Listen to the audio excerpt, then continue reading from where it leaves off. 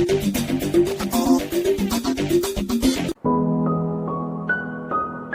Friend, Dan Carlin को history रो subject बहुत पसंद थिला। एथपाई history related interesting fact story समस्त को सुनाउथिले।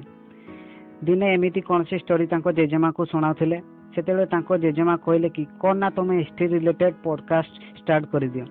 परंतु डैन करेंट नॉलेज ऊपर पॉडकास्ट स्टार्ट कर सारथिले किंतु ताको पाखरे हिस्ट्री रिलेटेड कौन सी डिग्री किंबा अथॉरिटी नथिला।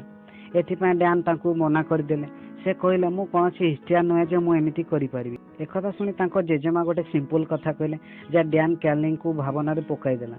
तांको जेजेमा कहले अच्छा मु जानिली लोकमान को हिस्ट्री सुना पई कौन सी डिग्री आवश्यक होई थाए। डैन एकथा सुनी बहुत क्यूरियस हो गले।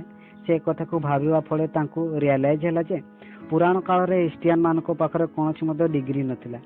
हेले भी से माने ग्रेट हिस्ट्रियन होई परिथिले एवं लोकमान आज भी से को ग्रेट हिस्ट्रियन मानंती। तो एक कथा बुझी पारे से तांकर एटीट्यूड चेंज कले एवं तांको न्यू पॉडकास्ट हार्डकोर हिस्ट्री नामक को स्टार्ट कले।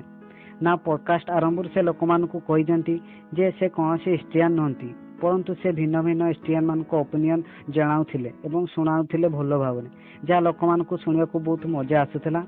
हिस्ट्री वाले को बोरिंग सब्जेक्ट को भी से बहुत इंटरेस्टिंग कर देथिले जहाँ फल से धीरे धीरे हार्डकोर हिस्ट्री पॉडकास्ट बहुत फेमस हो गला।